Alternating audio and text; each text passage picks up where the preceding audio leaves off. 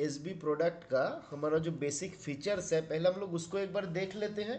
उसके बाद हम लोग सीबीएस मैनुअल को एक बार डिटेल्स में कंप्लीट कर लेंगे, ठीक है, जो इम्पोर्टेंट पोर्शन उसका है, ठीक है, जिस कारण से आज हम लोग एसबी प्रोडक्ट के ऊपर डिस्कशन करेंगे। और अगर कहीं पे भी रेफरेंस का ज़रूरत होगा तो हम लोग सीबीएस मैनुअल से रेफरेंस लेंगे, या फिर जो हमारा एसबी ऑर्डर्स आता है वहाँ से हम लोग रेफरेंस ले लेंगे, ठीक है। तो क्लास शुरू किया जाए, एक बार फटाफट से कंफर्म कर दीजिए। चलिए चलिए, मुझे कुछ सवाल हम कुछ सवाल पूछे आप लोगों से, जैसे हम लोग शुरू कर रहे हैं तो कुछ सवाल हमको भी पूछना चाहिए आपसे, ताकि हम देख पाए भाई आप लोगों का क्या हालत है, क्या स्थिति है ना। श्योर, चलिए वेरी गुड।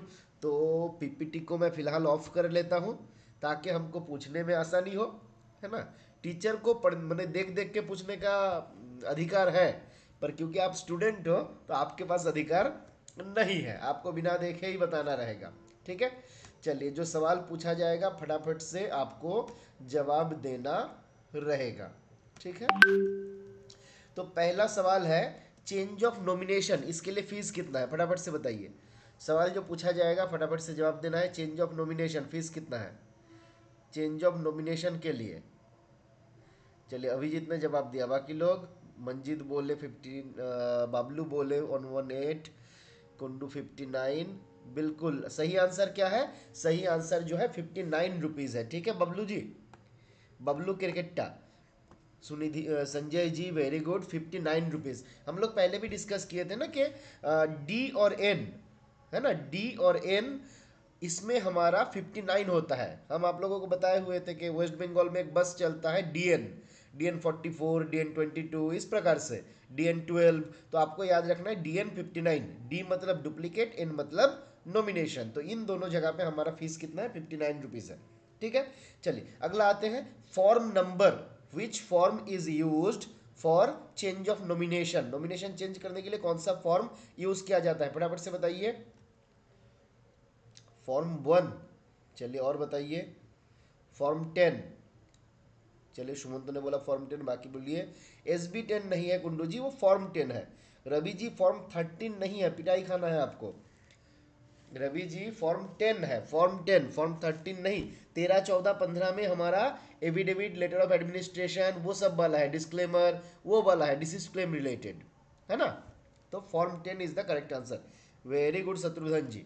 चलिए अब आप हमको बताइए फटाफट से कि मान लो एक ब्रांच ऑफिस है, बिना एसओ के परमिशन का मैक्सिमम कितना अमाउंट का विड्रॉल दे सकता है।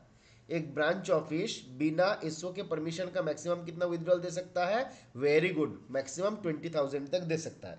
अब अगर इससे ज़्यादा अमाउंट का विड्रॉल होगा, कौन सा रजिस्टर पे एंट्री होगा, इससे ज़्यादा अगर विड्रॉल होगा, in which register the entry will be made. इससे ज़्यादा ट्रांजैक्शन अगर होगा कहाँ पे, सुमंतु ने जवाब दिया, Kishore, Devduti Kundu, Ravi ji, Abhijit, very good, SB 45 register होता है। और ये बहुत इंपॉर्टेंट रजिस्टर है, आप में से जो भी पोस्टल असिस्टेंट के पद पे काम कर रहे हो, है ना, आप लोगों को मैंडेटरीली ये मेंटेन करना है, otherwise this may be A blunder और आपको कभी भी चार्जशीट किया जा सकता है, ठीक है। चलिए अगला सवाल बढ़ते हैं फटाफट से। आप बताइए सेविंग्स के केस में जो IB होता है, बिल्कुल warrant passing, warranty of payment register नहीं रवि जी, इसको बोला जाता है warrant passing register, warrant passing register, ठीक है। अब बताइए हमको IBB का कैलकुलेशन SB के केस में जो डेट रेंज है वो क्या है, 10 से लेके, नहीं मंजीत जी, 5 से नहीं है, 10 से लेके है, 10 से लेके लास्ट 30 नहीं बोलना, 31 तारीख होगा तो क्या करिएगा, 10 to last day of month, बिल्कुल 10 to last day of month, ठीक है। और यही अगर SSC और PPF में आ जाएगा तो वहां पे हमारा आ जाएगा 5 to last date of month, है ना।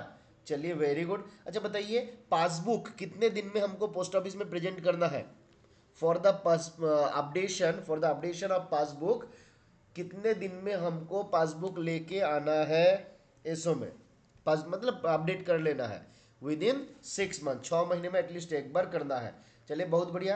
अच्छा बताइए, RD अकाउंट कितने दिन बाद प्रीमेच्योर क्लोज हो सकता है, फटाफट से RD अकाउंट कितने दिन बाद प्रीमेच्योर क्लोज हो सकता है। 2 साल किसने बोला? देखिए देखिए देखिए देखिए, दिव्यदूती जी, आपका तो हम पिटाई करेंगे घर पे जाके, है ना। 3 साल के बाद प्रीमेच्योर क्लोज हो सकता है। चलिए बहुत बढ़िया है। अच्छा बताइए अभी हमको कि आरडी जो जॉइंट अकाउंट हो सकता है, मैक्सिमम कितने पर्सन मिलके खोल सकता है? आरडी जॉइंट अकाउंट मैक्सिमम कितने जन मिलके खोल सकता है? बिल्कुल 3 जन मिलके खोल सकता है। Very good. अब एक सवाल का जवाब दीजिए फटाफट से। सेविंग्स का जो सिंगल अकाउंट होता है, मैक्सिमम कितने जन मिलके खोल सकता है?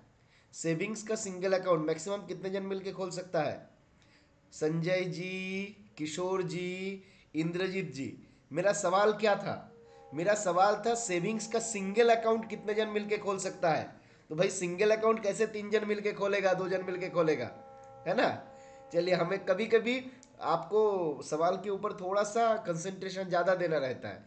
एग्जाम पे इस प्रकार का बदमाशी किया जाता है, ठीक है, तो ध्यान रखना है, ठीक है। चलिए अब बताइए, सेविंग्स का जो जॉइंट अकाउंट है मैक्सिमम कितने जन मिलके खोल सकता है?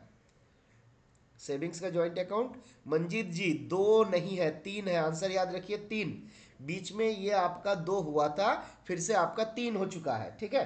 3 से 2 हुआ था, 2 से फिर 3 हो चुका है, ठीक है। चलिए अच्छा बताइए अब आपका, कि आरडी में 12 महीने का कोई एडवांस पेमेंट करता है, 100 रुपये, 200 रुपये का आरडी है, 200 रुपये का आरडी है, 12 महीने का एडवांस पे कर रहा है, कितना रिबेट मिलेगा? 200 का आरडी है, 12 महीने का एडवांस दे रहा है, रिबेट कितना मिलेगा? चलिए, मंजीत ने बोला 80, सुमन तो 1%, तो 1% कितना हुआ, थोड़ा कैलकुलेट करके बताइए बबलू जी। 100 रुपये का आरडी है और हम आपका 2 साल के लिए जमा कर रहे हैं, तो कितना हो जाएगा, कैलकुलेशन करके बताइए। ठीक है, यहाँ पे परसेंटेज का कंसेप्ट नहीं है, ठीक है। यहाँ पे आपका 100 रुपये का आरडी अगर 12 महीना हम रखेंगे तो उसमें 40 रुपये रिबेट दिया जाता है। 12 महीने का एक बार में एडवांस डिपॉजिट करने पे 40 रुपये हमारा रिबेट दिया जाता है, ठीक है। चलिए बहुत बढ़िया। 6 से 11 महीने के लिए कितना दिया जाता है बताइए? 6 से 11 महीने के लिए, हाँ, आरडी 200 का बोले थे, तो 100 रुपये में 40 दिया जाता है, 200 में आपका 80 दिया जाएगा। और अगर 6 से 11 महीना होगा तो 10 रखा जाएगा, 10 दिया जाएगा। बहुत बढ़िया।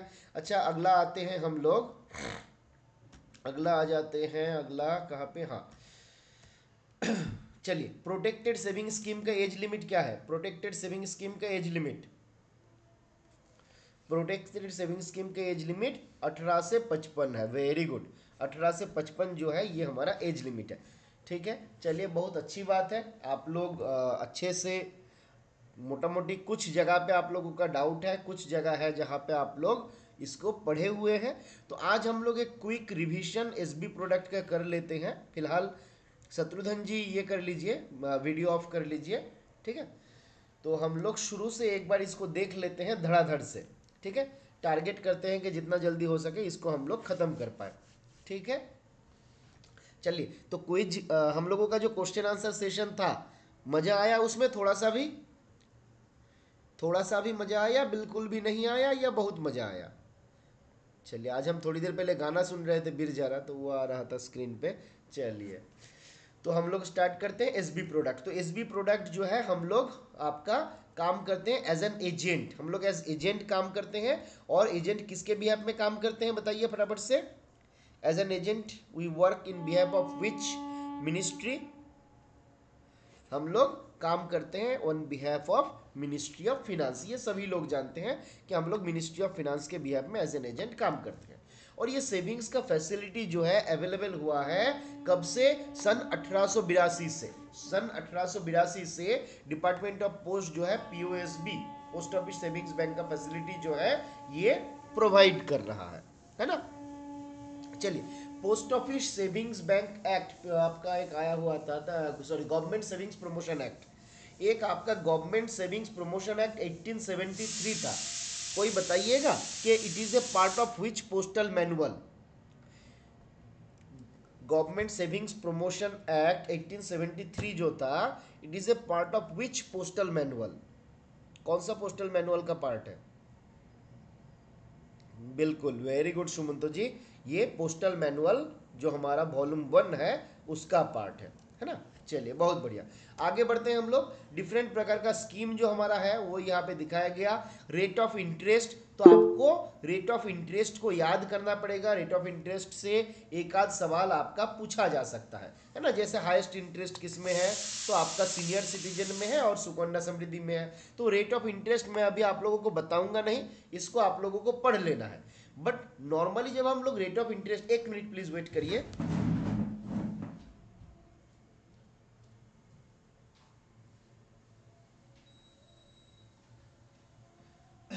नॉर्मली जब हम लोग रेट ऑफ इंटरेस्ट पढ़ते हैं तो एक चीज हम लोग छोड़ देते हैं। वो चीज क्या है? Compounding frequency. तो आप अगर इंस्पेक्टर पोस्ट का एग्जाम का प्रिपरेशन ले रहे हैं तो आपको ये कंपाउंडिंग फ्रीक्वेंसी भी याद करना पड़ेगा कि कौन सा स्कीम है जो एनुअली कंपाउंड होता है ना। देखिए एनुअली कौन सा कंपाउंड हो रहा है, जिसको हम हाईलाइट कर दिया। सेविंग्स जो एनुअल कंपाउंड होता है, एनएससी एनुअल कंपाउंड होता है, पीपीएफ, केवीपी और सुकन्या समृद्धि, है ना। तो सेविंग्स, एनएससी, केवीपी, पीपीएफ और सुकन्या समृद्धि ये एनुअली कंपाउंड होता है। बाकी देखिए जो स्कीम है सारा आपका क्वार्टरली कंपाउंड होता है। इसके भीतर एससीएसएस जो है क्वार्टरली कंपाउंड भी होता है और पे भी हो जाता है। एससीएसएस क्वार्टरली कंपाउंड होता है और पे भी हो जाता है। बट बाकी स्कीम जो है ये क्वार्टरली कंपाउंड तो होता है बट पे होता है उसका एनुअली या फिर at the time of maturity जो है ना। एनुअली आपका मेनली टीडी जो है सारा एनुअल पेमेंट होता है। एमआईएस के केस में जब हम आते हैं तो ये आपका मंथली, ये इंटरेस्ट जो होता है ये मंथली होता है और ये पेमेंट भी हो जाता है। तो क्योंकि पेमेंट हो जाता है इसलिए और आपका जगह नहीं बचता है कि वो कंपाउंड हो, है ना। तो ये हम लोगों को याद रखना है। अब आगे हम लोग बढ़ते हैं, ठीक है। आगे इंपॉर्टेंट क्या क्या चीज है? प्रेजेंट रेट ऑफ इंटरेस्ट सभी लोग जानते हैं। Minimum amount for which A savings account में बी ओपनड कितना है? ₹500। बैलेंस कितना मेंटेन करना है? ₹500। अगर 500 रुपया का बैलेंस मैं आपका मेंटेन नहीं करूंगा तो मुझे एक अकाउंट मेंटेनेंस फी देना होता है जो होता है ₹50। अब आप लोग बताइए इस 50 के साथ whether GST will be added in it और not, whether GST to be added in this or not, GST to be added or not, फटाफट से पब्लिक चैट में बताइए। Not added. Not added actually क्या है? देखिए नॉट एडेड मतलब इसके भीतर ही याद रखना है, ये जो हमारा ₹50 है ना, ₹50 इसको याद रखना है इंक्लूसिव जीएसटी। इंक्लूसिव जीएसटी मतलब जीएसटी बीएसटी जो है सब मिलके ₹50 है। एक्स्ट्रा इसके बाद हमको कुछ नहीं देना है, तो 50 रुपया जो है ये हमारा फिक्स्ड हो जाता है, ठीक है। चलिए आगे बढ़ते हैं हम लोग। अकाउंट जो होता है वो दो प्रकार का होता है, सभी लोग जानते हैं कि सिंगल अकाउंट होता है और जॉइंट अकाउंट होता है। सिंगल अकाउंट कौन खोल सकता है? एडल्ट खोल सकता है, माइनर खोल सकता है, जिसका age who has attend 10 years of age, जिसका एज 10 साल हो चुका है।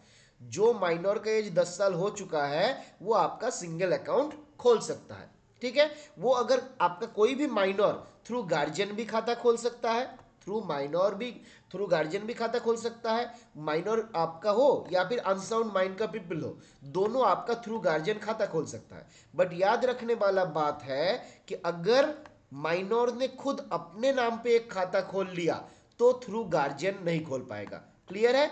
माइनर के केस में दो ऑप्शन दिया गया, आइदर थ्रू गार्जियन या फिर थ्रू सेल्फ। अगर थ्रू सेल्फ खोल लिया तो थ्रू गार्जियन नहीं होगा, थ्रू गार्जियन खोल लिया तो सेल्फ नहीं होगा। दोनों के भीतर आइदर, है ना, आइदर ये होगा या फिर वो होगा। फिर हम लोग यहाँ पे देख सकते हैं कि सेविंग्स खाता मैक्सिमम कितने लोग मिलके खोल सकता है। तो सेविंग्स खाता जो है मैक्सिमम 3 एडल्ट्स मिलके खोल सकता है। अब यहां से सवाल आता है, can a minor and adult open an account या फिर open an joint account, open a joint account together? क्या कोई माइनर और एडल्ट मिलके एक जॉइंट खाता खोल सकता है? बताइए फटाफट से। किशोर बोला यस, बाकी लोग बोला नो। किशोर जी, अच्छा मंजीत बोला यस, और कोई? नो। नो। चलिए, वेरी गुड शुभेंदु जी। तो बात है, answer is generally no. Answer क्या है? नहीं है। माइनर और एडल्ट मिलके जॉइंट खाता नहीं खोलता है। थ्रू गार्जियन जो है वो ओपन हो सकता है। खाता जो है थ्रू गार्जियन ओपन हो सकता है। थ्रू गार्जियन में बी ओपन, है ना? थ्रू गार्जियन जो है आपका ओपन किया जा सकता है, बट आपका जॉइंट खाता नहीं होता। इसको याद रखना है। थ्रू गार्जियन जो ओपन किया गया, बेसिकली ये सिंगल अकाउंट ही है, ये जॉइंट अकाउंट नहीं है। अब यहां पे एक एक्सेप्शनल केस है, केस जहां पे एक माइनर और एक एडल्ट मिलके जॉइंट खाता ओपन कर सकता है। बताइए कौन सा केस है? Idea anyone? एक माइनर और एक एडल्ट मिलके भी जॉइंट खाता, very good Sumanto, very good Kishore, Abhijit, ये खोल सकता है। कौन सा केस में? पीएम केयर फंड के केस में। पीएम केयर फंड के केस में हमारा माइनर और एडल्ट मिलके जॉइंट खाता खोला जा सकता है, जहां पे एडल्ट में कौन आता है? जहां पे एडल्ट होता है district magistrate, district collector, additional district magistrate. तो ये हमारा हो जाता है आपका जॉइंट होल्डर। ठीक है, तो ये एक एक्सेप्शनल केसेस है। अब बताइए, जॉइंट ए और जॉइंट बी दो प्रकार का खाता ओपन किया जाता है। इन दोनों में अंतर क्या है? अगर जॉइंट ए होगा तो ये बोला जाता है this is operated by both the depositor together, है ना? Operated by all the depositors jointly, मतलब इस खाते से हमको विथड्रॉल करना है, तो यहाँ पे दोनों जो अकाउंट होल्डर है, दोनों अकाउंट होल्डर को प्रेजेंट होना पड़ेगा, तभी जाके हम विथड्रॉल देंगे, अदरवाइज विथड्रॉल नहीं देंगे।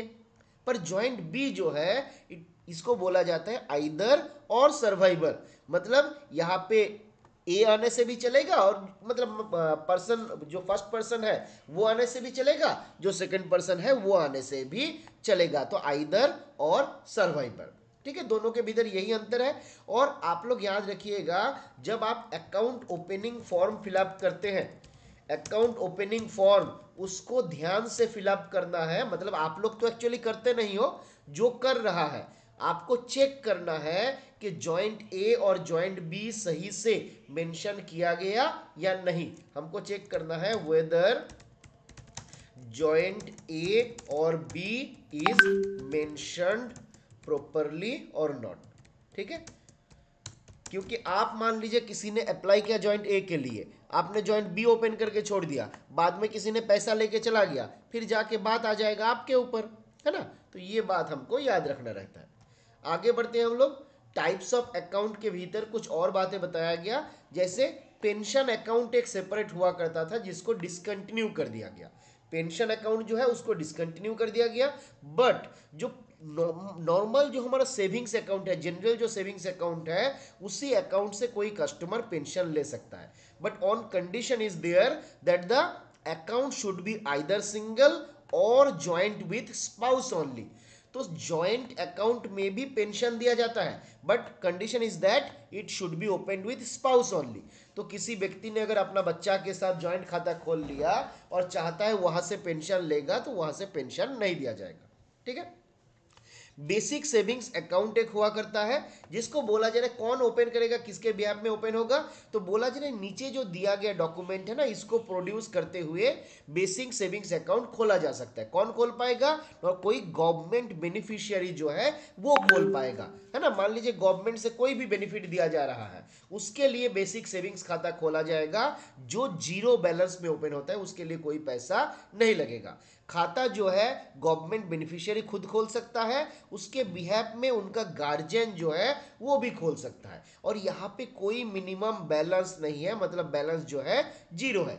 अकाउंट मेंटेनेंस फी भी नहीं है, क्योंकि मिनिमम बैलेंस नहीं है, तो अकाउंट मेंटेनेंस फीस भी यहाँ पे आपका नहीं है। इंडिविजुअल जो है आपका एक सिंगल और एक जॉइंट खाता जो है खोल सकता है ना? तो ये बात हम लोगों को याद रखना रहेगा। आगे बढ़ते हैं हम लोग। आगे बताया गया चार्जेस फॉर चेक, चेकबुक जो हम लोग इशू करते हैं उसके लिए क्या चार्जेस है, उसके बारे में यहाँ पे बताया गया। तो बोला जा रहा है देखिए 10 leaves issued at free of cost in A calendar year. सवाल आपको किस तरीके से पूछेगा, आपको इस प्रकार से सवाल पूछेगा, चेक देखिए 10 लीव फ्री में दिया जाता है, सबको याद रहता है, बट भूलते हैं हम कहां पे कि कैलेंडर ईयर है या फिनेंशियल ईयर है। तो आपको सवाल पूछेगा इसी प्रकार से कि chequebook containing 10 leaves may be issued free of cost in a, option A calendar year, option B आपका फिनेंशियल ईयर है ना, ऑप्शन सी आइदर ए और B, option D none of this, इस प्रकार से। तो आपको याद रखना है क्या, कितने दिन में करना है बताइए, कितने दिन में करना है, कैलेंडर ईयर है या फिनेंशियल ईयर है? सही आंसर क्या है, फटाफट से पब्लिक चैट में बताइए, कैलेंडर ईयर है ना, वेरी गुड। CALENDAR होता है ये अभिजीत जी, जहां पे आप गड़बड़ किए हैं वहां पे हम भी गड़बड़ करते हैं, है ना। शत्रुघ्न अच्छा किया, कैलेंडर ईयर ना लिख के COI लिख दिया। चलिए अब यहां पे एक और बात बताया गया, till the existing stock of 20 leaves checkbooks are exhausted in post office, only 120 leaves checkbook may be issued to a POSB account holder in a calendar year free of cost, है ना। तो पहले क्या होता था ना, चेकबुक हमारा जो आता था वो 20 पन्ने वाला आता था, तो वहां पे बोला गया जब तक मेरे पास ये 20 पन्ने वाला चेकबुक का स्टॉक अवेलेबल है तब तक कस्टमर को 10 के बदले 20 चेकबुक फ्री ऑफ कॉस्ट दिया जाए। एडिशनल चेक लीफ के लिए हम लोग चार्ज कितना करते हैं, ₹2 पर चेक लीफ, और इसके साथ एक्स्ट्रा आ जाता है 18% GST, है ना। 18% GST जो है वो एक्स्ट्रा आ जाता है, और ये पैसा जो है ये ऑटोमेटिक डिडक्शन होता है, ये क्या होता है, ऑटोमेटिक डिडक्शन होता है कस्टमर के अकाउंट से, है ना।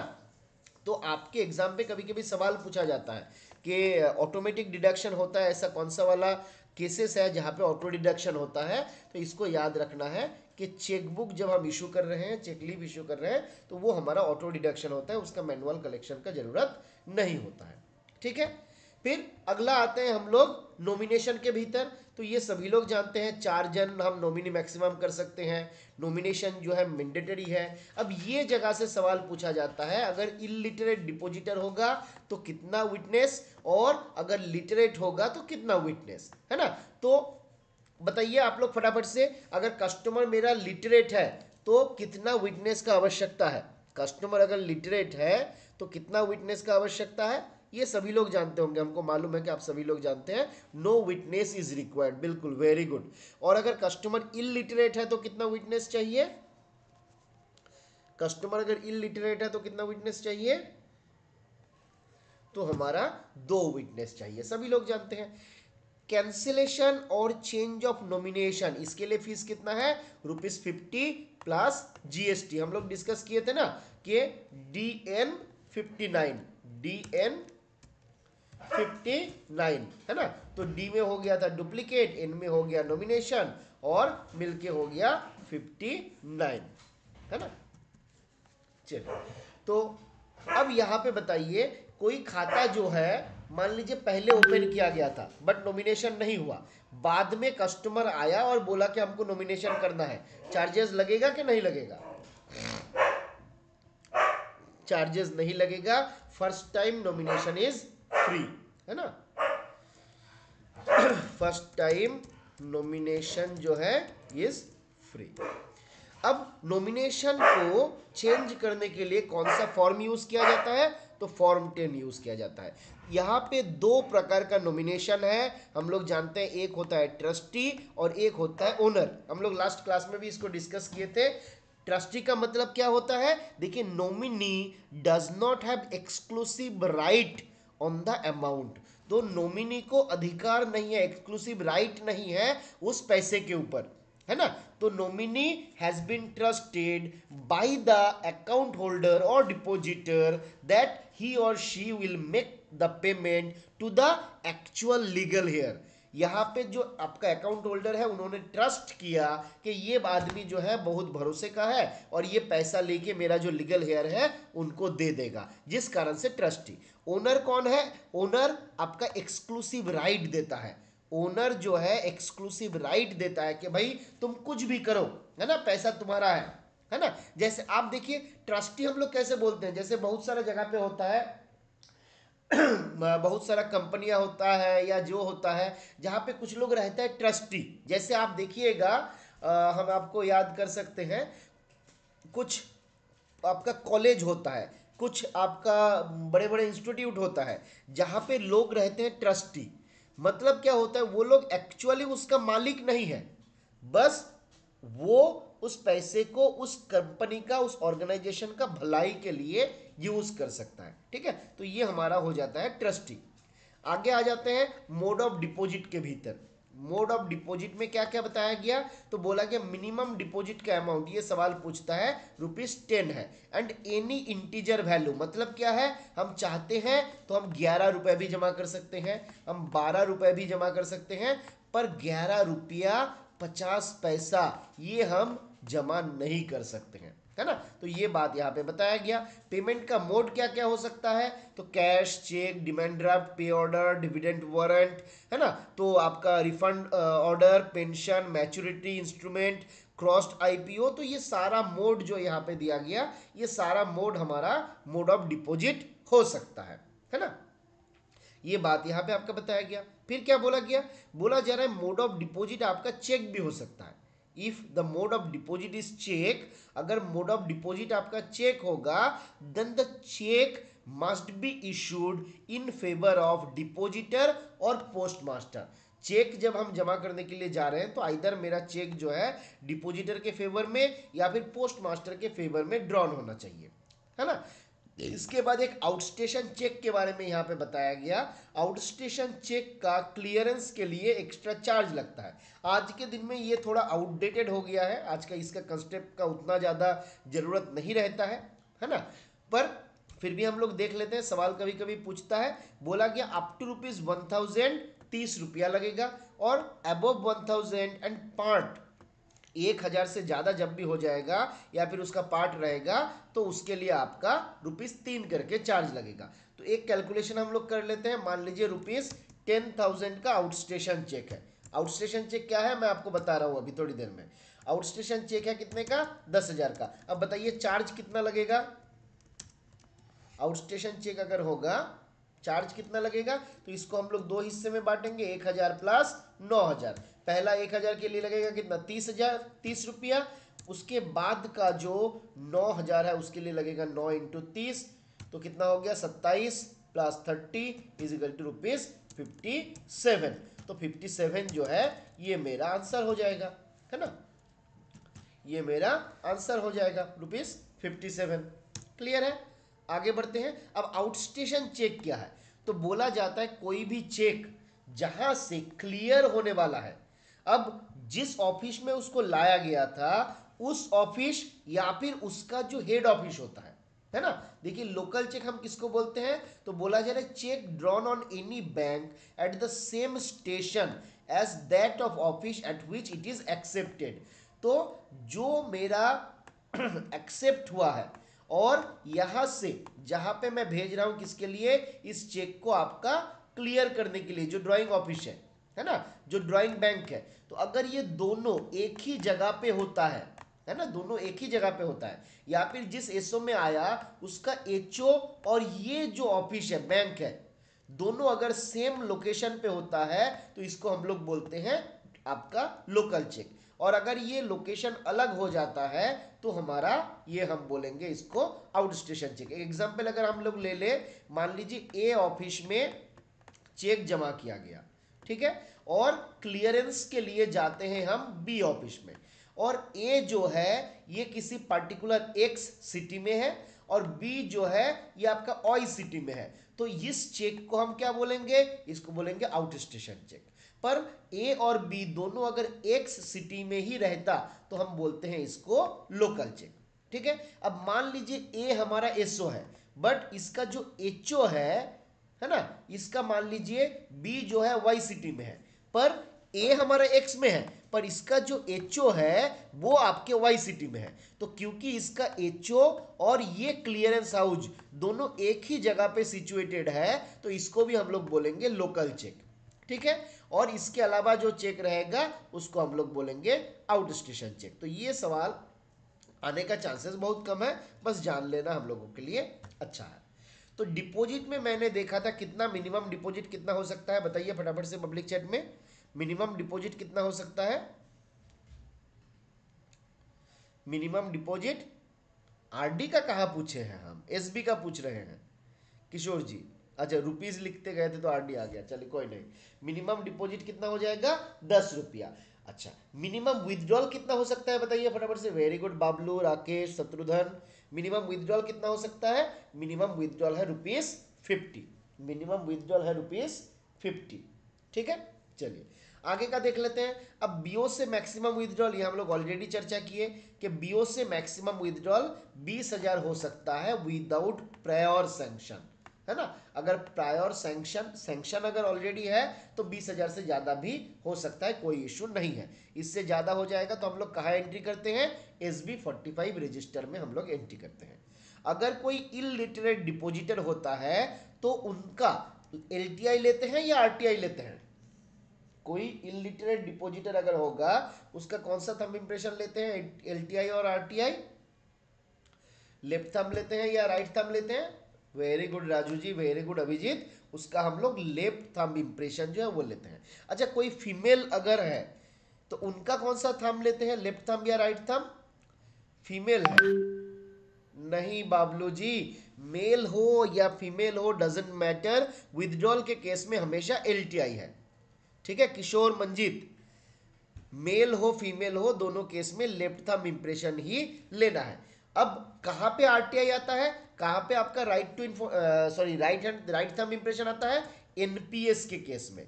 एनपीएस के केस में फीमेल के लिए हम लोग लेते हैं राइट थंब इंप्रेशन और मेल के लिए हम लेते हैं लेफ्ट थंब इंप्रेशन। ठीक है, ये एनपीएस के मामले में, सेविंग्स से विथड्रॉल वगैरह के मामले में नहीं। ठीक है, इसको याद रखना है। चलिए अब क्या बोला जा रहा है, एक इंपॉर्टेंट बात, माइनर अकाउंट से अगर विथड्रॉल किया जाता है तो बोला जा रहा है for withdrawal from account on behalf of minor the guardian to furnish prescribed certificate. अगर माइनर अकाउंट से गार्जियन के द्वारा विथड्रॉल किया जा रहा है तो वहां पे उनको एक क्या करना रहता है, प्रिस्क्राइब्ड सर्टिफिकेट देना रहता है, जहां पे उनको बताना रहता है कि ये जो अमाउंट हम विथड्रॉ कर रहे हैं उस बच्चे के हित के लिए, उनके बेनिफिट के लिए ये अमाउंट को विथड्रॉ किया जा रहा है। क्लियर है? आगे आते हैं विथड्रॉल थ्रू मैसेंजर। तो बोला जी no messenger facility for minor accounts opened and operated by minor himself. तो माइनर के थ्रू अगर कोई खाता खोला गया तो किसी को भी मैसेंजर नहीं बनाया जाएगा। मैसेंजर आपका इलिटरेट या ब्लाइंड डिपोजिटर के केस में भी जनरली आपका अलाउ नहीं किया जाता है। एजेंट और पोस्टमास्टर को बोला गया कि ये लोग भी मैसेंजर नहीं हो सकता है। इसके अलावा एक बहुत इंपॉर्टेंट बात बताया गया, एग्जाम पे पूछा भी जा सकता है कि मैसेंजर फैसिलिटी को डिसकंटिन्यू कर दिया गया है भाइड एसबी ऑर्डर नंबर 15/2021। देखिए आजकल एग्जाम का पैटर्न जो हो रहा है, women is always right but in case of NPS, ठीक है, इन अदर केसेस दे में ऑल्सो बी लेफ्ट। ठीक है रवि जी, एनपीएस के केस में आरटीआई है, इसीलिए हम आपका दोबारा इसको रिवाइज कर दिए, क्योंकि दिमाग में कभी कभी ये सब छोटा मोटा चीज जो है ना कंफ्यूजन क्रिएट कर देता है, तब जाके गड़बड़ हो जाता है। ठीक है, मैसेंजर फैसिलिटी जो है कब डिसकंटिन्यू किया गया, vide SB order number which, vide which SB order, फटाफट से एक एसबी ऑर्डर नंबर बता दीजिए। एक दो एसबी ऑर्डर का नंबर भी ना आप लोगों से पूछ सकता है, जिसके भीतर एक तो मैसेंजर फैसिलिटी इंपॉर्टेंट है, दूसरा एक बहुत इंपॉर्टेंट है डिसीज्ड केस। डिसीज्ड केस वाला भी पूछा जा सकता है ना। कुछ 5-6 केसेस है, आप लोग आगे डिस्कस करेंगे। चलिए है यदि गाय, अब क्या आता है, interest bearing balance IBB. Interest bearing balance IBB खास करके एसबीसीओ वगैरह में जो लोग काम करते हैं उन लोगों के लिए ज़्यादा ज़रूरत हो जाता है, कभी कभी मैनुअल भी कैलकुलेशन करना पड़ता है ना, जिस कारण से ये जान लेना उन लोगों के लिए खास करके ज़्यादा बेहतर है। तो आईबीबी के केस में बोला गया कि हम लोगों को देखना रहता है lowest closing balance. Lowest closing balance कब से कब तक, from 10th day to the last day of a calendar month. और यहाँ पे जब हम फ्रैक्शन ऑफ रुपीज जो रहता है उसको हम लोग इग्नोर करते हैं, पैसा जो रहेगा उसको इग्नोर किया जाता है, खाली आपको क्या करना है, जो लमसम है मतलब जो इंटीजर वैल्यू है उसी को लेना रहता है। ठीक है, कैलकुलेशन कैसे किया जाता है इंटरेस्ट का, अप्रैल से लेके मार्च तक हर साल का हम लोग लेते हैं, है ना, अप्रैल से लेके मार्च तक का हर साल का हम लोग लेते हैं। चलिए एक आईबीबी के ऊपर भी एक एक्चुअली अलग से डिस्कशन होना चाहिए, क्योंकि ये बहुत इंटरेस्टिंग एक कैलकुलेशन है, बहुत मज़ा आता है आप अगर सही से करिएगा। चलिए एक हम बताते हैं, एक छोटा सा एग्जाम्पल आपको देते हैं, आपको इसको थोड़ा कैलकुलेट कर देना है। ठीक है, कोई एक पेन पेपर आप लोग ले सकते हैं तो अच्छा लगेगा। मान लीजिए 26/11/2024 आज के दिन में, आज के दिन में कोई एक सेविंग्स खाता ओपन किया गया, आज के दिन में कोई एक सेविंग्स खाता जो है ओपन किया गया। ठीक है, अब इसके बाद क्या हुआ, कितने रुपीज से ओपन किया गया, तो ओपन किया गया विथ ₹1000, 1000 रुपया देके आज के दिन में खाता खोला गया, और इस अकाउंट पे आपका 12 दिसंबर को आपका डिपॉजिट किया गया था 10,000 रुपया। चलिए 10,000 नहीं, थोड़ा बड़ा कर देते हैं, 1,00,000 रुपया मान लीजिए 12 दिसंबर को जमा किया गया था, और आपका 15 जनवरी को आपका इसमें 50,000 जमा किया गया। ठीक है, अब हम अगर आपसे बोले कि भाई कैलकुलेट करके हमको बताइए कि इस साल इस अकाउंट में कितना इंटरेस्ट मिलेगा, कर पाइएगा आप? 26 जनवरी को मेरा सेविंग्स खाता खोला गया, ठीक है, 1,000 नहीं, थोड़ा हम इसको बड़ा कर देते हैं, चलिए इसको 10,000 कर दिए, 10,000 रुपया देके मेरा सेविंग्स खाता खोला गया, 12 दिसंबर को 1,00,000 जमा किया गया, 15 जनवरी को 50,000 जमा किया गया। अब बात है ये जो मेरा फिनेंशियल ईयर रहेगा, अभी कौन सा ईयर चल रहा है, 2024-25, तो 2024-25 में मुझको इंटरेस्ट कितना मिलेगा, है ना।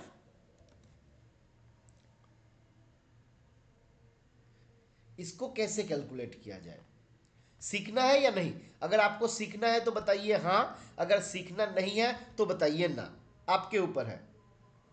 आप अगर बताइएगा तो हम बताएंगे, आप अगर बोलिएगा नहीं तो हम नहीं बताएंगे। सीखना है, चलिए वेरी गुड। तो हम लोग इसको देख लेते हैं, ठीक है। अब खाता देखिए मेरा, इसको थोड़ा ले लेते हैं इधर, एक काम करते हैं, चलिए 1 मिनट प्लीज वेट करिए, थोड़ा एक नोट पैड ओपन कर लेता हूं मैं, तो आपको या फिर एक्सेल फाइल भी ओपन, एक्सेल तो इधर आएगा नहीं, चलिए 1 मिनट वेट करिए।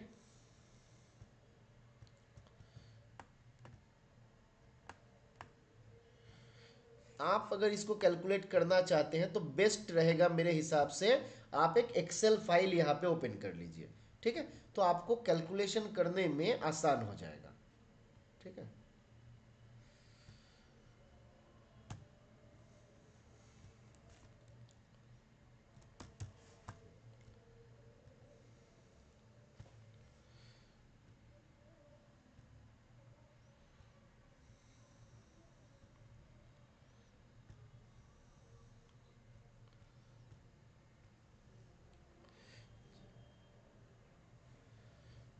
चलिए चलिए अब स्क्रीन दिखाई दे रहा है कि नहीं, एक बार बताइए फटाफट से हमको। क्वेश्चन क्या था, क्वेश्चन को भी कॉपी कर लेते हैं, स्क्रीन दिख रहा है। चलिए, तो मेरा क्वेश्चन, अरे हाँ, तो मेरा क्वेश्चन क्या है, ये मेरा क्वेश्चन है ना, जहाँ पे मैंने क्या लिया कि खाता ओपन किया गया कब, 26 आपका नवंबर को। तो देखिए जब आप आईबीबी कैलकुलेट करते हैं, इंटरेस्ट कैलकुलेट करते हैं, तो आपको याद रखना है कि ये इंटरेस्ट कैलकुलेशन हमेशा फिनेंशियल ईयर का होता है। क्या होता है, हमेशा फिनेंशियल ईयर का। ठीक है, इंटरेस्ट कैलकुलेशन हमेशा फिनेंशियल ईयर का होता है। तो अभी मान लीजिए जब हम आ रहे हैं 2024-25, तो इस फिनेंशियल ईयर का स्टार्टिंग कहाँ से हुआ, तो अप्रैल से हुआ था, है ना। फिनेंशियल ईयर का स्टार्टिंग बिगिनिंग कहाँ से हुआ, अप्रैल से हुआ, फिर कौन सा महीना है, अप्रैल, मई, जून, है ना, इसी तरीके से आया। तो चलिए हम एक काम करते हैं, इसी को बढ़ा देते हैं, अप्रैल मई जून जुलाई अगस्त, देखते हैं कहाँ तक पहुंचा है। अब देखिए खाता कब खोला गया, आज के डेट में 26/11 को, है ना। तो 26/11 को अगर हम खाता खोले, अब बताइए हम लोग जब आईबीबी के बारे में डिस्कस कर रहे थे तो हमने क्या देखा, 10 तारीख से लेके महीने के लास्ट डे के भीतर जो लोएस्ट क्लोजिंग बैलेंस रहेगा वो होगा उस महीने का इंटरेस्ट बेयरिंग बैलेंस। अब नवंबर के 10 तारीख में, नवंबर के 10 तारीख में मेरे खाते में कितना बैलेंस था, नवंबर के 10 तारीख में मेरे खाते में कितना बैलेंस था, फटाफट बताइए। जीरो था, कुछ नहीं था। तो मेरा नवंबर का आईबीबी आ जाएगा जीरो, ठीक है, क्योंकि नवंबर के 10 तारीख से लेके महीने के लास्ट दिन तक मेरा लोएस्ट क्लोजिंग बैलेंस कितना था, जीरो था, ठीक है ना। लोएस्ट बैलेंस कितना था, जीरो, तो आ गया। अब आते हैं हम लोग दिसंबर महीने में। अब देखिए दिसंबर महीने में 1 तारीख को मेरे खाते पे बैलेंस कितना था, मैंने कितना लिया था, 10,000। खाता तो 10,000 से खोला गया था ना, खाता मेरा 10,000 से खोला गया था। तो दिसंबर के 1 तारीख से लेके, या एक्चुअली 10 तारीख से लेके लास्ट दिन, इसके भीतर का लोएस्ट क्लोजिंग बैलेंस कितना था, 10,000 रुपया। देखिए मैं एग्जाम्पल जो लिया हूँ थोड़ा आसान लिया हूँ, सॉरी 10,000 नहीं, हाँ 10,000 था। अब इसमें मैंने क्या किया, हमने 12 तारीख को 1 लाख जमा किया, 12 तारीख को मैंने 1 लाख जमा किया। तो 10 तारीख को मेरे अकाउंट पे था 10,000 और 12 तारीख को मेरे अकाउंट पे था 1,10,000। अब बताइए इस महीने का आईबीबी हम कितना लेंगे, 10,000 लेंगे या फिर 1,10,000 लेंगे। इस महीने का जो हम आईबीबी लेंगे उसमें क्या लेंगे, 10,000 या 1,10,000, 10,000 लेंगे, क्योंकि 10 तारीख से लेकर लास्ट दिन के भीतर लोएस्ट क्लोजिंग बैलेंस था 10,000। ये 12 तारीख को बैलेंस बढ़ा है, जिस कारण से यहां पर भी हम कितना ले लेंगे आईबीबी, इसमें हम लोग आईबीबी ले लेंगे 10,000, ठीक है। इसमें 1,10,000 नहीं आएगा, बट मेरा बैलेंस हो गया 1,10,000। तो जनवरी के शुरू में मेरे खाते पे बैलेंस है कितना, 1,10,000। 15 तारीख को जमा हुआ था 50,000, ठीक है, अच्छी बात है। पर फिर से हम जब 10 तारीख से आएंगे तो मेरे खाते पे वही 1,10,000 ही है ना। तो उसका महीने का आईबीबी आ जाएगा 1,10,000। इसको 50 जब आप ऐड कर दीजिएगा तो ये आ जाएगा 1,60,000, 1,60,000, है ना। अब ये 1,60,000 जो है जनवरी महीने पे नहीं इफेक्ट करेगा, ये इफेक्ट करेगा कब, फेब्रुवरी में। तो फेब्रुवरी का आईबीबी आ जाएगा 1,60,000, 1,60,000, और मार्च का भी आईबीबी आ जाएगा 1,60,000, है ना। क्लियर है यहां तक या कोई डाउट है बताइए, इसके भीतर कोई डाउट है आपको। अगर थोड़ा सा हम एक्चुअली फास्ट बताने का प्रयास कर रहे हैं जिस कारण से थोड़ा सा डाउट हो रहा हो सकता है, बट आप लोग जब कैलकुलेशन करिएगा तो और ज़्यादा अच्छे से आपका दिमाग खुल जाएगा, ठीक है। यहां तक क्लियर है। अब देखिए, अब बताइए, ये तो हम लोग लास्ट वाला गए, अब इसका जो शुरू था अप्रैल मई जून जुलाई अगस्त सितंबर अक्टूबर नवंबर दिसंबर, ये जो है इसका सबका आईबीबी जीरो रह जाएगा, क्योंकि इस टाइम पे बैलेंस कितना था, जीरो था, है ना। इसमें बैलेंस कितना था, जीरो था। तो सारा मैंने यहां तक ले लिया और यहां से यहां तक जो था इसको हम लोग क्या करेंगे, इसका सम निकाल देंगे। हाँ बताइए, किसी को कुछ बोलना है, अगर डाउट रहेगा तो आप बोल सकते हैं, ठीक है, कोई इशू नहीं है, हम लोग दोबारा भी उसको डिस्कस कर सकते हैं। तो इसको हम लोग क्या करेंगे, ऐड करेंगे, कहाँ गया भाई, ये हम फॉर्मूला ढूंढ ढूंढ के पागल हो जाते हैं, मिलता ही नहीं है। इज इक्वल टू, चलिए 1 मिनट लिख लेते हैं, इज इक्वल टू सम, सम कहाँ से, 1 से लेके 12, सॉरी, हाँ, ऐड कर दिए तो मेरा कितना आ गया, 4,40,000, है ना। 16 16 32, 32 और 12 44, तो 4,40,000 जो है ये मेरा क्या आया, ये आया मेरा टोटल आईबीबी, ये हो गया मेरा टोटल आईबीबी। अब फॉर्मूला जब हम लोग देखे थे तो फॉर्मूला में क्या देखे थे, total IBB into rate of interest, है ना, total IBB into rate of interest divided by 12। Formula क्या था, यहां पे नोट कर देते हैं, ये था मेरा formula. Interest is equal to total IBB into rate of interest divided by 12। अब टोटल आईबीबी कितना आया, टोटल आईबीबी मेरा है 4,40,000। रेट ऑफ इंटरेस्ट कितना है, 4% है ना।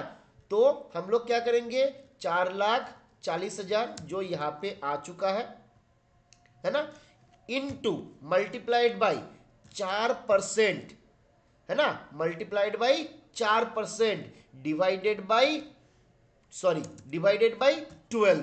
12 क्यों कर रहे हैं, क्योंकि हम एक फिनेंशियल ईयर में 12 महीना होता है और उस 12 महीने का इंटरेस्ट हमको कैलकुलेट करना होता है। ऐड कर दीजिए, कितना आ गया, 1416 रुपया 66 पैसा, मतलब 1467। तो उस फिनेंशियल ईयर में मेरा इंटरेस्ट कितना मिलेगा, इंटरेस्ट कितना मिलेगा, 1467 रुपया। क्लियर है, कैलकुलेशन क्लियर हुआ या नहीं? देवी और सजनों फटाफट से बताइए।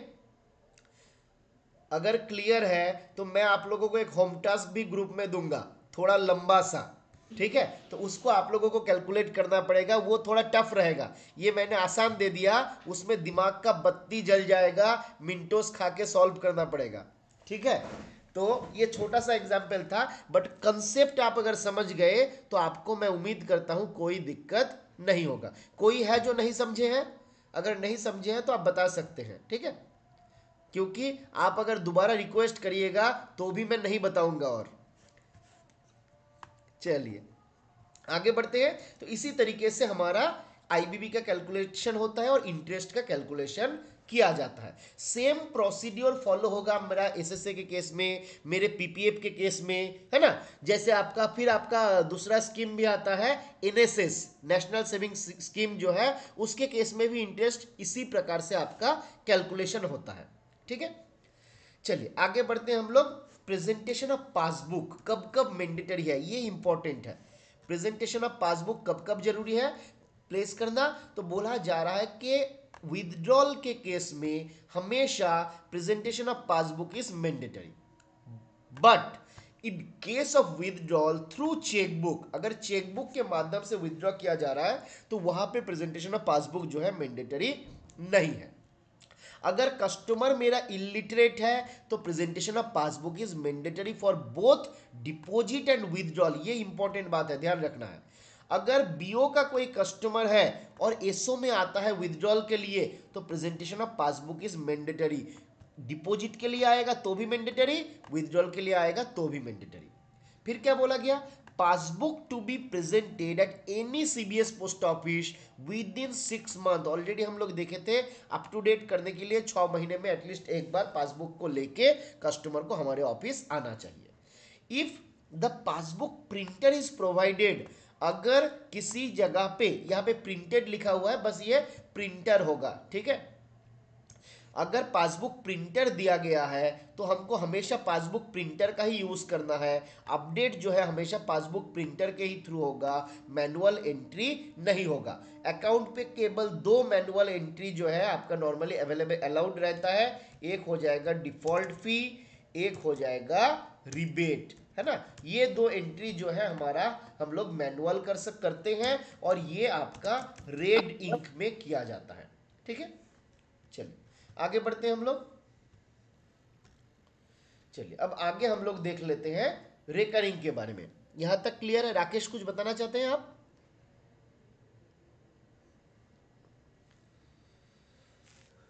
चलिए ठीक है, तो आगे बढ़ते हैं हम लोग। आगे क्या बोला गया, रेकरिंग जो है ये सभी लोग जानते हैं कि मंथली डिपॉजिट आपका होता है और रेकरिंग पे जो फिक्स्ड अमाउंट हम लोग हर महीना डिपॉजिट करते हैं उसको बोला जाता है डिनोमिनेशन। रेकरिंग पे जो फिक्स्ड अमाउंट हम लोग मंथली जमा करते हैं उसको बोला जाता है डिनोमिनेशन। मैच्योरिटी पीरियड 5 साल है, प्रीमेच्योर होता है आफ्टर 3 ईयर्स के बाद। मिनिमम डिनोमिनेशन ₹100 है, मल्टीपल ऑफ ₹10 है, मैक्सिमम का कोई लिमिट नहीं है। No restriction on number of accounts, आप चाहते हो तो 1000 आरडी खाता खोल सकते हैं, कोई लिमिट नहीं है। अकाउंट को फर्दर 5 साल के लिए कंटिन्यू किया जा सकता है विथ डिपॉजिट और विदाउट डिपॉजिट, ये इंपॉर्टेंट है ना। अकाउंट जो है इसको आप 5 साल के लिए एक्सटेंड कर सकते हैं, विद डिपॉजिट भी हो सकता है और विदाउट डिपॉजिट भी हो सकता है, ठीक है। रिकरिंग के केस में करंट रेट ऑफ इंटरेस्ट कितना है? 6.7%, 6.7%। 100 रुपया का आरडी जो है उसमें 7,137 रुपये मिलता है ना। आज के दिन में भी सेम है, इसमें कोई अपडेट नहीं। एक बार कंफर्म करिए, जो लोग काउंटर पे काम करते हैं एक बार कंफर्म करिए। हम थोड़ा बूढ़ा बुजुर्ग हो गए हैं तो हम कभी कभी आप लोगों को गलत बोल सकते हैं, पर आपको सही वाला को ही लेना है, ठीक है। चलिए, तो ये सवाल भी एग्जाम पे पूछा जा सकता है। देखिए आजकल एग्जाम का पैटर्न चेंज हो गया, क्या पूछेगा, कोई माँ बाप नहीं है। तो 100 रुपये का डिनोमिनेशन का अगर आरडी होगा तो 7,137 रुपया जो है वो होता है मैच्योरिटी वैल्यू। इस क्वेश्चन को हम लोग थोड़ा घुमा के भी कर सकते हैं। जैसे जैसे मान लीजिए एक आपका प्रोटेक्टेड सेविंग्स स्कीम है, ठीक है। एक प्रोटेक्टेड सेविंग स्कीम है जिसमें कस्टमर का खाता कस्टमर ओपन किया था 21 साल के एज में।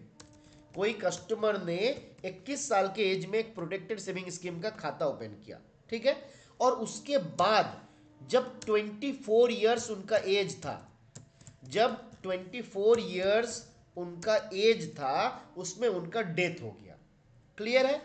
और इस इन बिटवीन जो भी पीरियड था, ये कंप्लीट पीरियड, कंप्लीट जो ये 3 साल मान लीजिए था, 3 इयर्स जो था, ये विदाउट एनी डिफॉल्ट ये इस अकाउंट में पैसा डिपॉजिट किया है।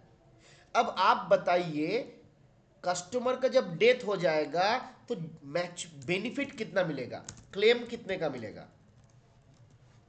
क्वेश्चन क्लियर है। प्रोटेक्टेड सेविंग स्कीम था, 21 साल के एज में खोला था, 24 साल में डेथ हो गया, 3 साल तक लगातार जमा किया, कोई डिफॉल्ट नहीं है ना, डिसकंटिन्यू नहीं हुआ। बेनिफिट कितना मिलेगा, मतलब डेथ के बाद उनका जो नॉमिनी रहेगा उनको कितना रुपया मिलेगा?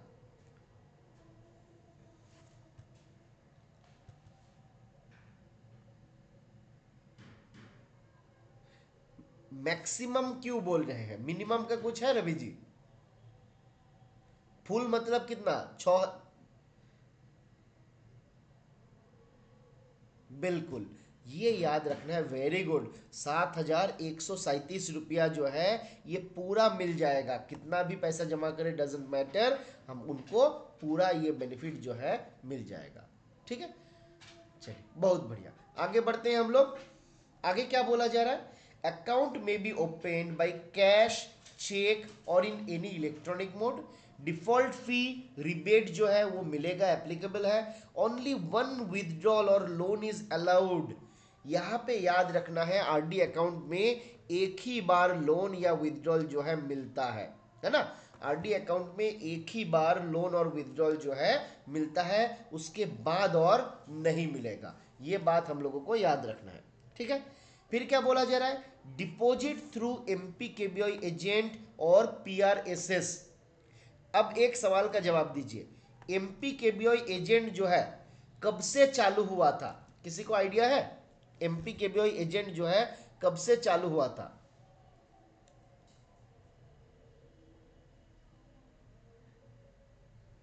अप्रोक्स कोई ईयर बताइएगा तो भी चलेगा, दिन नहीं बताना है।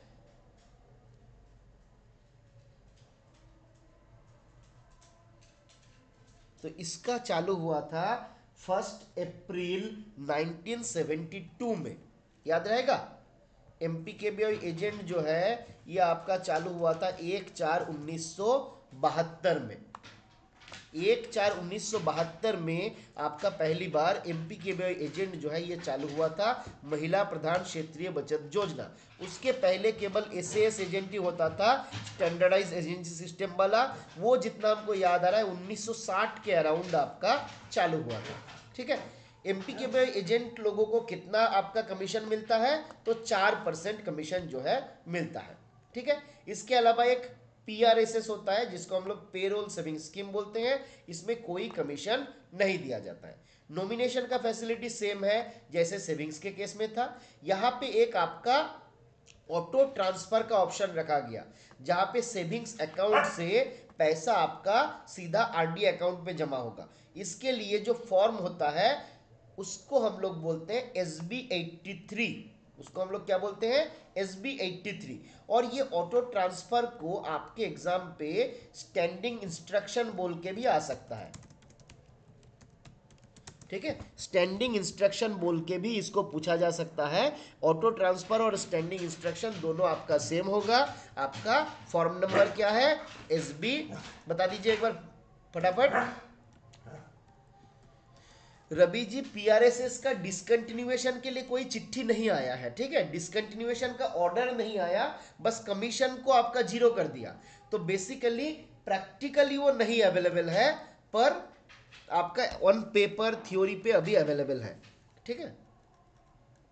चलिए, अब सेविंग्स खाता भी आपका सिंगल हो सकता है, जॉइंट जो RD खाता भी आपका सिंगल हो सकता है और जॉइंट हो सकता है। सेविंग्स के केस में जो हम देखे थे, यहाँ पे भी सारा सेम चीज ही अवेलेबल है, ठीक है। रिबेट ये हम लोग लास्ट क्लास में डिस्कस किए थे कि 6 महीना से लेके 11 महीना, फ्रॉम 6 मंथ टू 11 मंथ, इसमें हमको कितना रिबेट मिलता है, 10 रुपया। 12 महीना अगर एक बार में जमा कर दिया तो कितना रिबेट मिलेगा, 40 रुपया। चलिए फटाफट से कैलकुलेशन करके बता दीजिए। 700 रुपए का RD है, RD डिनोमिनेशन है ₹700 का, आपको जमा करना है 3 ईयर्स 11 मंथ्स। बताइए आपको कितना रिबेट मिलेगा, रिबेट कितना मिलेगा। 700 रुपए का RD है, 3 साल 11 महीना जमा करना है, रिबेट कितना मिलेगा। आपके एग्जाम पे अगर ये सवाल आएगा ना तो इसको थोड़ा घुमा के पूछेगा, वो सीधा आपको रिबेट नहीं पूछेगा, वो आपको पूछेगा आपको जमा कितना करना होगा। तो जब ये जमा कितना करना होगा पूछेगा तो क्वेश्चन आपका थोड़ा टफ हो जाएगा, क्योंकि आपको पहले क्या करना रहेगा, 700 को मल्टीप्लाई करना रहेगा टोटल कितना मंथ हो रहा है ना। तो 3 साल 11 महीना मतलब कितना हो गया, 4 बरा 48, 47 मंथ। तो आप 700 को मल्टीप्लाई कर दीजिए 47 से, तो आपका आ गया टोटल कितना अमाउंट हो रहा है। फिर आपको निकालना है रिबेट कितना हो रहा है, फिर टोटल अमाउंट से रिबेट को माइनस कर दीजिएगा तो जमा कितना करना पड़ेगा वो पता चल जाएगा, है ना। इसका कैलकुलेशन किसी ने नहीं किया अभी तक, फटाफट बताइए। 910, बाकी लोग बताइए कितना हुआ, कैसे कैलकुलेट करेंगे हम लोग। तो हमको मालूम है 100 रुपए, हम इसको फिर से हम लोग सेम प्रोसेस फॉलो करेंगे कि 100 रुपए के RD में कितना मिलता है। अगर मेरा 100 रुपए का RD होता तो 3 साल है, 1 साल में मिलता है 40, 3 साल में मिलेगा 120 और 11 महीने के लिए मिलेगा 10। तो टोटल ऐड कर देते हैं, 3 40 हो गया 120, 130, है ना। अब RD का डिनोमिनेशन कितना है, 700 का है, तो कितना हो जाएगा, 7 13 91 और 1 जीरो, तो डिफॉल्ट आपका रिबेट कितना हो जाएगा, 910 रुपया। किशोर जी क्लियर हुआ या नहीं, आपका 350 कहाँ से आ गया। आप बड़े कंजूस आदमी हैं, कस्टमर को कम पैसा दीजिएगा रिबेट में, बाकी पैसा खुद खाना है ये सब चोलवे ना।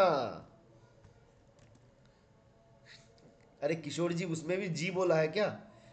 चलिए आगे बढ़ते हैं हम लोग, ये क्लियर है ना, एक बार फटाफट से बता दीजिए आपका रिबेट कैलकुलेशन क्लियर है। आगे बढ़ेंगे हम लोग, चलिए।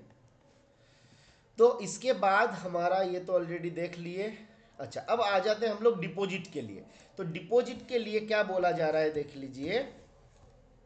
जब हम RD में डिपॉजिट करते हैं तो क्या बोला जा रहा है कि कोई खाता अगर 1 से लेके 15 तारीख के भीतर ओपन किया गया तो उसका डिपॉजिट जो है 15 तारीख, हर महीने के 15 तारीख के भीतर ही करना है, तभी जाके डिफॉल्ट फी नहीं लगेगा।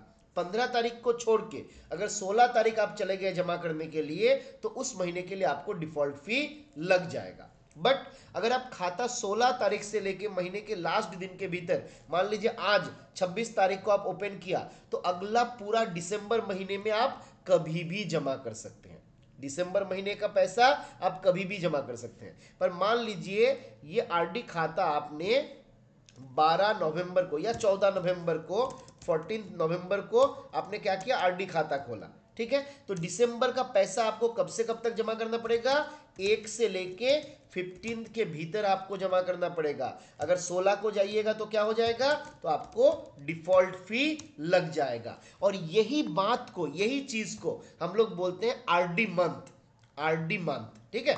तो इसको आपको याद रखना है, आपके सवाल में पूछा जा सकता है, ठीक है। आगे आता है डिफॉल्ट फी का कैलकुलेशन। अब यहां पे भी हम लोग जानते हैं, if monthly deposit are not paid within the last date, default fee of ₹1 for ₹100 denomination, 100 रुपए का आरडी में 1 रुपया करके हम लोग चार्ज करते हैं, है ना। कैलकुलेशन कैसे होता है, एक एग्जाम्पल देख लेते हैं फटाफट से। मान लीजिए 700 रुपए का आरडी है, 700 रुपए का आरडी है, एक करंट मंथ और आपका 5 आपका मान लीजिए डिफॉल्टेड मंथ, उसको आपको जमा करना है।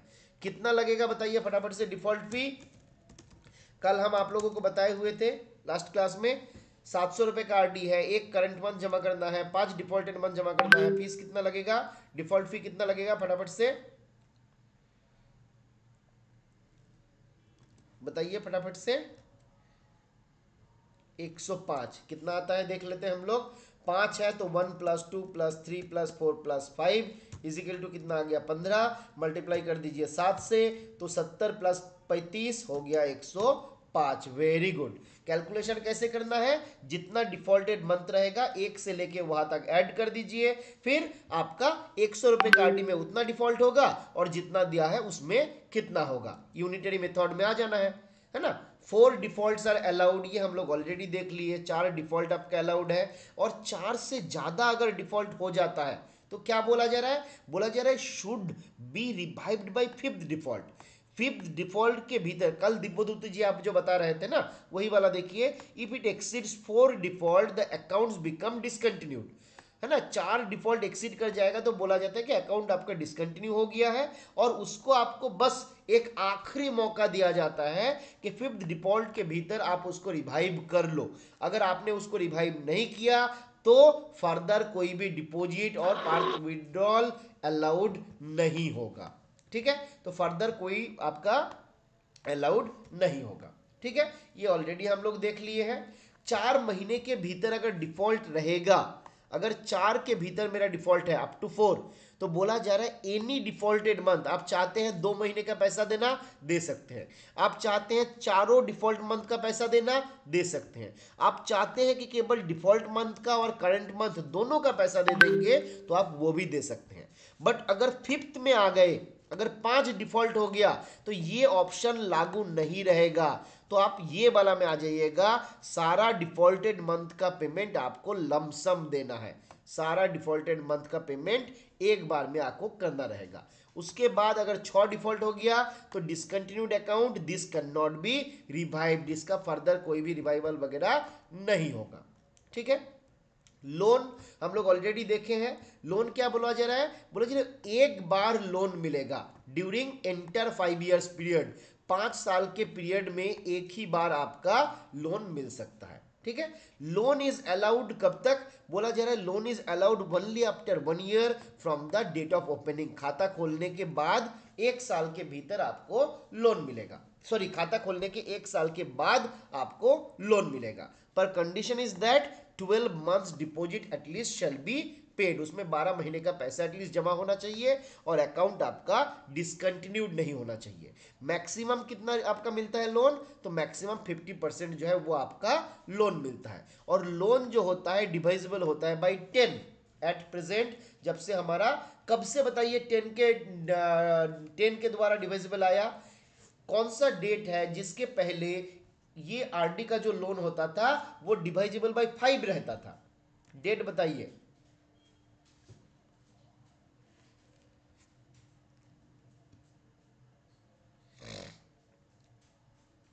18/12/2019, वेरी गुड। 18/12/2019 से पहले ये 5 के मल्टीपल में होता था, ठीक है। विथड्रॉल अगर लिया गया, मैंने लोन अगर लिया गया, तो रेट ऑफ इंटरेस्ट कितना है, ये भी एग्जाम पे सवाल पूछा जाता है। रेट ऑफ इंटरेस्ट होता है आरडी का रेट ऑफ इंटरेस्ट प्लस 2%, तो एट प्रेजेंट जो है 6.7 + 2 यानी कि 8.7%, और ये जो होगा सिंपल इंटरेस्ट होगा, ये आपका सिंपल इंटरेस्ट रहेगा, ठीक है। विथड्रॉल अमाउंट को अगर हम चाहते हैं तो लम सम में भी पे कर सकते हैं और आपका मंथली इंस्टॉलमेंट में भी पे कर सकते हैं। अमाउंट ऑफ ₹20,000 और अबोव पे through credit in savings account और चेक। आपका ये सवाल एग्जाम पे पूछ सकता है कि आरडी का क्लोजर, एक्चुअली ये विथड्रॉल नहीं है, ये आपका क्लोजर है ना। तो आपका जब भी कोई खाता को हम क्लोज वगैरह करते हैं तो उस जगह पे, एक मिनट चले वो इसके लिए प्रेजेंटेशन और सेविंग्स अकाउंट, हाँ, तो आपका क्लोज वगैरह जब हम करते हैं कोई भी खाता को तो बोला जा रहा है कि 20,000 या उससे अबव जब हो जाता है तो हमको उसको क्या करना है, उसको पे करना है थ्रू सेविंग्स अकाउंट और चेक। सेविंग्स अकाउंट और चेक के थ्रू ही उसको पे करना रहेगा, ठीक है। और ये कंडीशन जो है देखिए सारा ऑल टाइप्स ऑफ अकाउंट के पेमेंट के केस में ये आपका एप्लीकेबल रहता है, ठीक है, एक्सेप्ट सेविंग्स अकाउंट, ठीक है। रीपेमेंट ऑफ विथड्रॉल मतलब लोन का जब हम पेमेंट करेंगे तो ये हम लोग ऑलरेडी देख लिए और कुछ बताने का इसमें है नहीं, विथड्रॉल ऑलरेडी देख लिए। प्री मैच्योर क्लोजर कितने दिन बाद होगा, तो प्री मैच्योर क्लोजर होता है 3 साल के बाद, ये भी हम लोग देख लिए हैं ऑलरेडी, है ना। और कंडीशन एक और दिया गया, after expiry of advance of deposit, अगर आपने खाते पे एडवांस डिपॉजिट कर दिया तो आपका प्री मैच्योर क्लोजर जो है वो नहीं होगा। जब तक वो पीरियड खत्म नहीं होगा तब तक प्रीमेच्योर क्लोजर नहीं होगा। डिसकंटिन्यूड खाता को भी प्रीमेच्योर क्लोज नहीं किया जा सकता है, ठीक है। पर interest will be allowed at the rate of savings account. Premature close अगर किया जाएगा तो सेविंग्स के रेट में हमारा इंटरेस्ट मिलता है। और एक इंपॉर्टेंट बात है जो सवाल पूछा जाता है कि डिफॉल्ट फी जितना दिया गया उसको हम रिफंड कर देते हैं डिपॉजिटर को। इंटरेस्ट ऑन विथड्रॉल, है ना, अगर लोन लिया गया था तो जो इंटरेस्ट हमने पे किया उसको भी वापस कर दिया जाता है, ठीक है।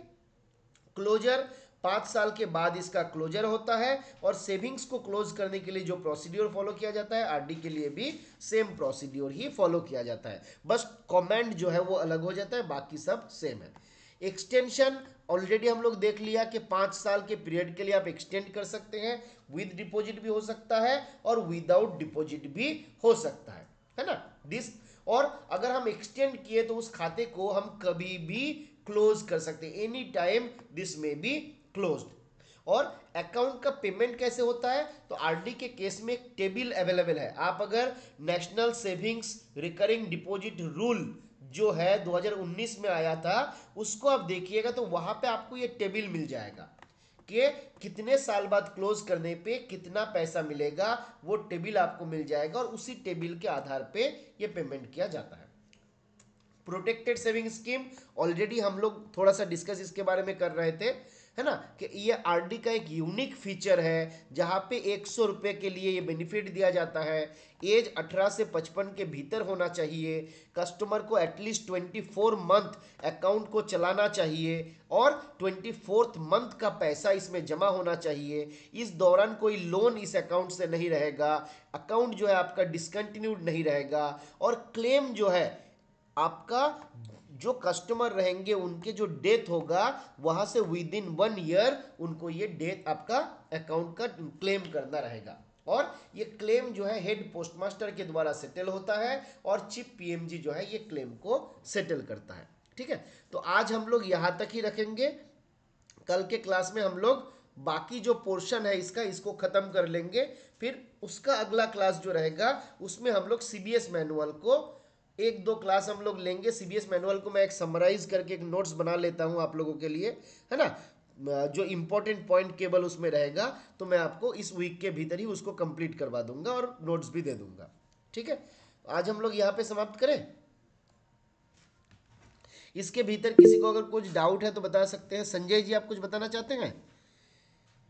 रिप्रेजेंटेशन, अच्छा, सॉरी, मेरे पास 4-5 रिप्रेजेंटेशन का कलेक्शन बनाया हुआ है ना, जो आपका डिफरेंट ग्रुप से मिला हुआ है, तो मैं वो आपको दे देता हूँ, आप एक बार चेक कर लीजिए, ठीक है।